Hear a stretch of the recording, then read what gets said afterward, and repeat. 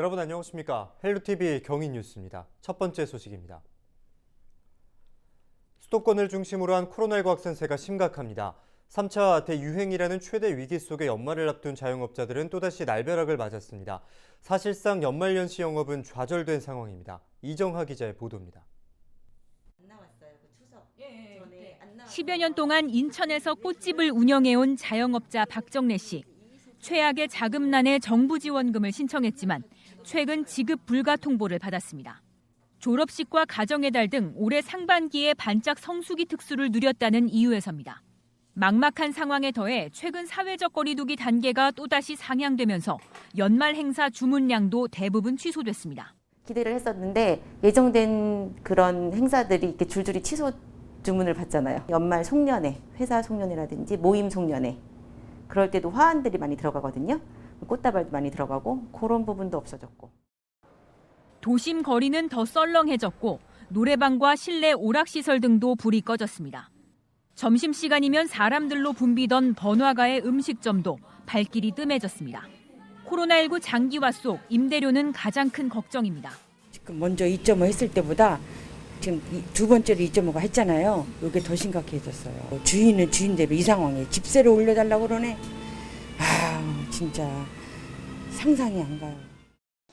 주로 회사 회식 등 단체 손님들이 찾던 식당은 더 깜깜합니다. 사실상 개점 휴업 상태가 된 지 오래.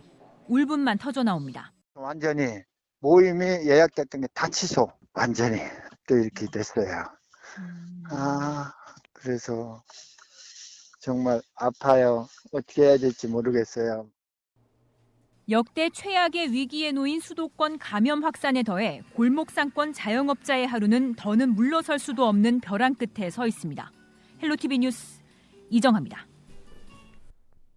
코로나19 장기화 상황에 인천공항 이용객이 95% 이상 급감하는 등 여행과 항공업계 본격적인 회복할 바람이 우려되는 상황입니다.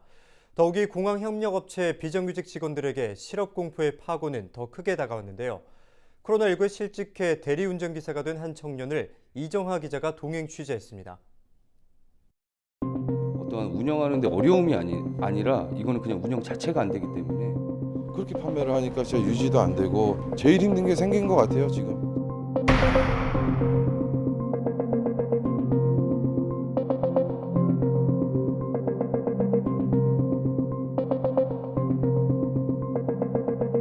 입사했을 땐 내가 살다 여기에 입사할 줄 몰랐네. 약간 이런 느낌이었죠.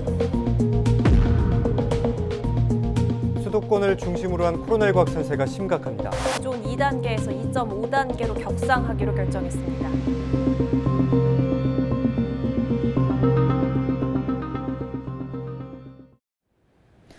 도심을 환하게 밝히던 불빛이 모두 꺼졌습니다.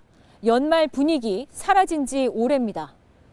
수도권을 중심으로 다시 찾아온 코로나19 대유행은 이처럼 도시 전체를 깜깜하게 만들었고 모든 걸 멈추게 했습니다.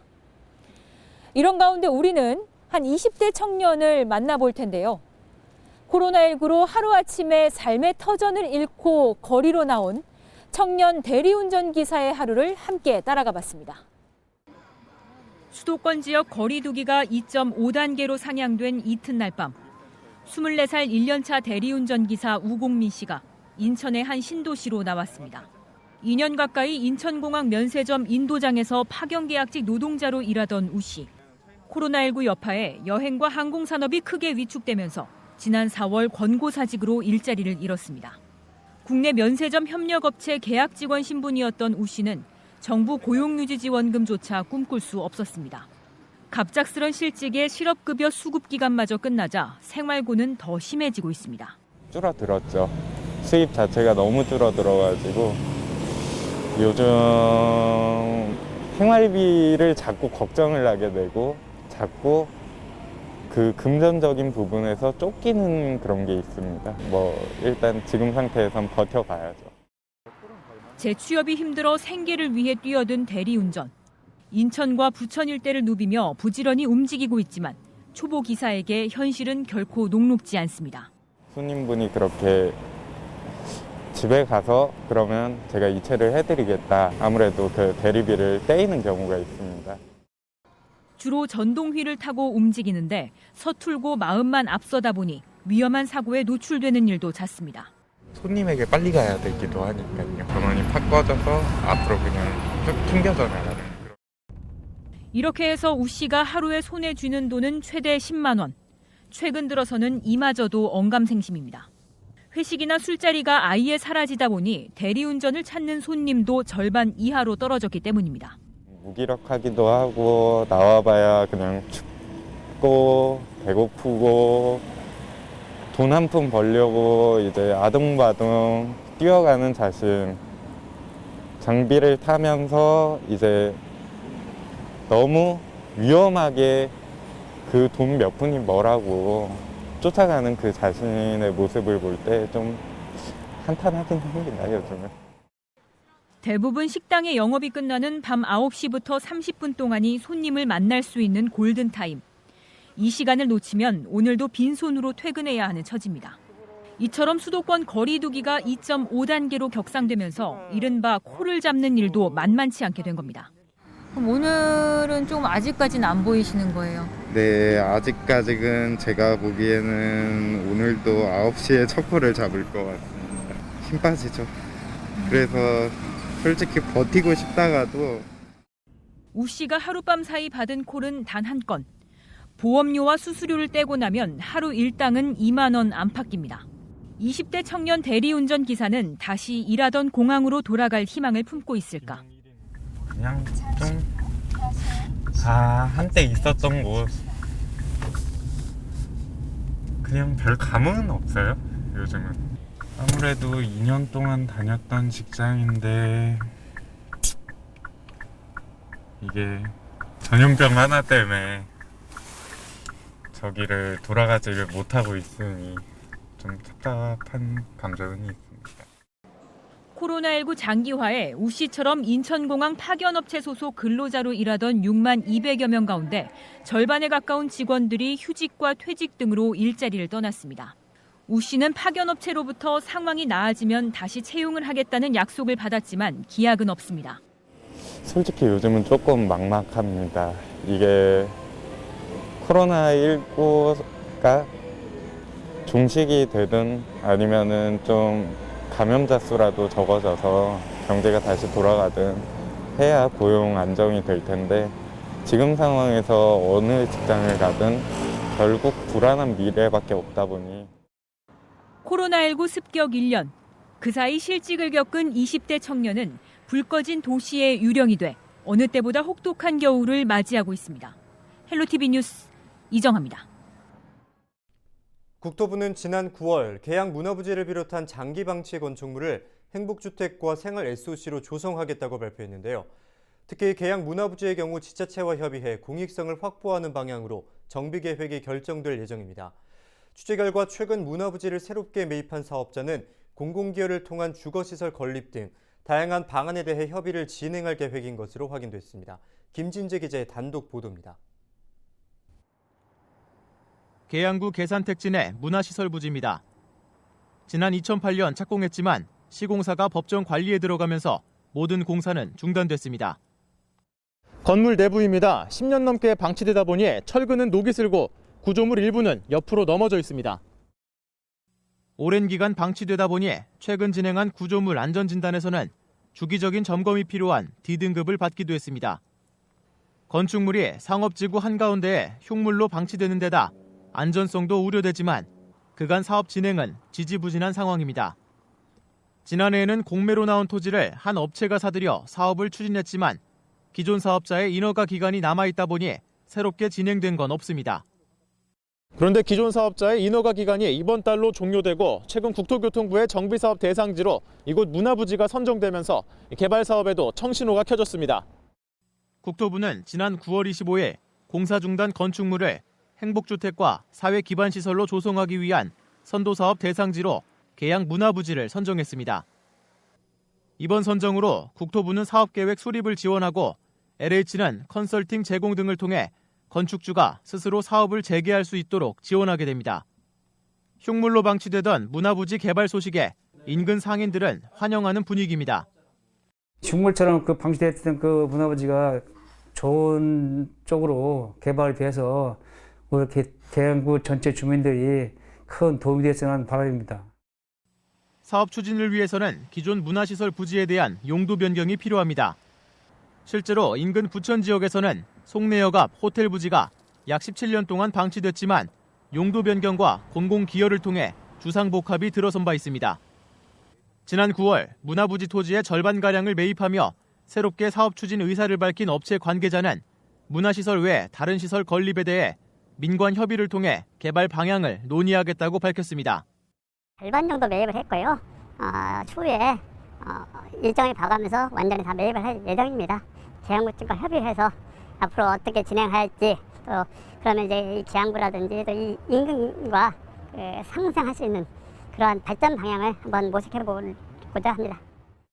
그간 시정 질의 등을 통해 문화부지 개발을 촉구해온 계양구에는 이번 국토부 사업 대상지 선정을 계기로 문화부지 개발이 조속히 이루어지도록 지원하겠다고 밝혔습니다.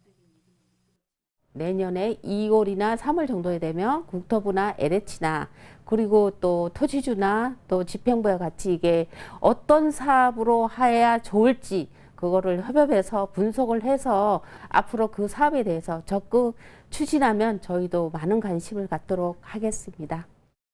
10년 넘게 표류하던 문화부지 개발 사업이 다시금 추진을 앞두고 있는 상황. 전문가는 사업이 제대로 진행되기 위해서는 특혜 논란 등이 발생하지 않도록 협의 과정이 투명하게 이루어져야 한다고 조언합니다.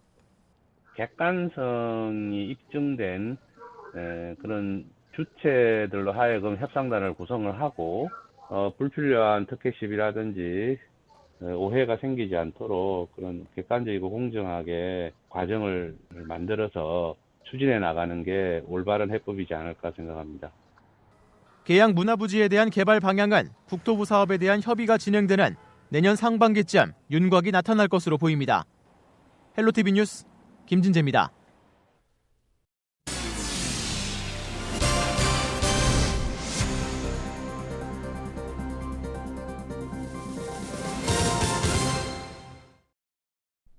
남북 정세가 경색된 상황에서 남북교류 협력 사업이라는 말은 더 낯설게만 느껴지는데요. 전문가들은 교류의 물꼬를 틀 주체로 접경 지역 지자체 역할에 주목하고 있습니다. 이세진 기자의 보도입니다. 평화의 시대에 대한 기대는 북미 정상회담 이후 교착 상태에 빠졌습니다. 북한이 남북 연락 공동사무소까지 폭파하면서 좁아진 화해의 물줄기. 난항 속에 전문가들이 주목하고 있는 건 지자체의 역할입니다. 최근 법적으로도 남북 협력 사업의 주체로 인정받은 만큼 지자체가 교류의 물꼬를 틀 수 있다는 겁니다. We talk about the role of local governments. This does also mean need of decentralization. That not everything is only decided on the highest political level, but as local governments units are working intensively on the day-by-day living situation of the people, of the problems people really have and they want to see resolved, they have a key role. And the charming aspect in that is that you really can start it on a very, very practical level. 전문가들은 특히 한강하구를 사이에 두고 북과 마주보고 있는 김포는 더 다양한 교류 사업을 펼칠 수 있다고 강조합니다. 이 파주는 그 육로로 남과 북을 잇는 가교 역할을 한다면 이 김포는 한강하구 중립수역을 가교로 해서 남과 북을 잇는데 그 중요한 어떤 이 포인트로서 조강 통일경제특구 조성도 또 이야기가 나왔었죠. 말하자면 조강을 사이에 두고 남북 간의 어떤 트윈시티 개념으로 왜 조강이라는 지명은 북쪽에도 있고 남쪽에도 있으니까. 김포시가 꼽은 미래 사업을 남북 교류의 장으로 활용할 수 있다는 해석도 나옵니다. 김포가 선정한 5대 미래 사업 중에 첨단 부품 소재 사업이라든지 전기 자동차 사업에 대해서 그들과 협력할 수 있는 방안을 같이 고민하는 것도 큰 틀이 될 수 있을 거라고 생각합니다. 처음부터 그 사업을 진행할 수는 없을 겁니다. 예를 들면 연구단지를 한다든지 같은 연구교류를 한다든지. 그러나 아직 멀게 느껴지는 남북 교류. 전문가들은 문화 교류의 중요성도 역설합니다. 개풍은 바로 김포 이웃에 있는 곳입니다. 강 건너 이웃에 있는 곳이거든요. 따라서 개풍의 문화를 인식하고 공부하고 그거를 김포시에 있는 10대와 20대들이 알게 하는 거. 그게 굉장히 중요한 문제라고 생각을 하고요. 그거는 바로 문화입니다. 희생의 땅이 기회의 땅이 될 것이라는 접경 지역의 바람. 지자체는 바람을 현실화하기 위해 기약 없는 평화를 기다리는 대신 교류 협력의 주체가 되는 청사진을 그리고 있습니다. 헬로티비 뉴스 이세진입니다. 인천시가 친환경 자원순환 정책을 추진하면서 이에 필요한 대체 매립지와 광역소각장 후보지를 발표했습니다. 해당 지역 주민들의 반발이 이어지고 있는데요. 더불어민주당이 특별위원회를 구성해 해결 방안을 모색하기로 결정했습니다. 매립지 후보지 지정에 반대하며 단식 농성에 들어갔던 장정민 옹진 군수도 특별위원회 구성에 동의했는데요. 특별위원회가 난제의 돌파구를 찾을 수 있을지 관심이 집중됩니다. 이재필 기자의 보도입니다. 더불어민주당 인천시당이 긴급 당정회의를 열고 매립지 특별위원회를 구성하기로 결정했습니다. 인천시 자체 매립지 부지를 당과 인천시 그리고 기초지자체가 협의를 통해 결정하겠다는 겁니다. 박남춘 인천시장과 인천 10개 군구 중 9개 지역의 단체장이 민주당 소속. 매립지 특별위원회는 호종식 국회의원을 위원장으로 장정민 옹진 군수를 포함한 기초단체장과 시군구 의원, 전문가 등 10인 이하로 구성될 방침입니다. 위원장을 맡을 허종식 국회의원은 지자체 간 충분한 협의와 공론화를 통해 최적의 매립지 후보지를 선정하겠다고 강조했습니다. 그러면 그 소각지를 어디다 매립할 것이냐, 이거는 저희들이 최적지를 좀 더 찾겠다는 거죠. 대신에 인천시가 발표한 그 영역 결과를 토대로 군구에서 제시한 곳도 있거든요. 여러 군데가 있을 수 있고, 뭐 2군데 있을 수 있고, 3군데 있을 수도 있잖아요. 그런 군데를 저희들이 어디가 최적지인지 좀 더 우리가 논의를 거쳐 찾아보자는 거죠. 옹진군 영흥도를 매립지 후보지로 선정한 데 반발해 단식 농성에 들어갔던 장정민 옹진 군수도 특별위원회 구성에 동의했습니다. 그는 특별위원회를 통해 시군구가 머리를 맞댄다면 환경정의가 실현되는 최적의 매립지안이 수립될 것이라고 강조했습니다. 단식 농성도 중단했습니다.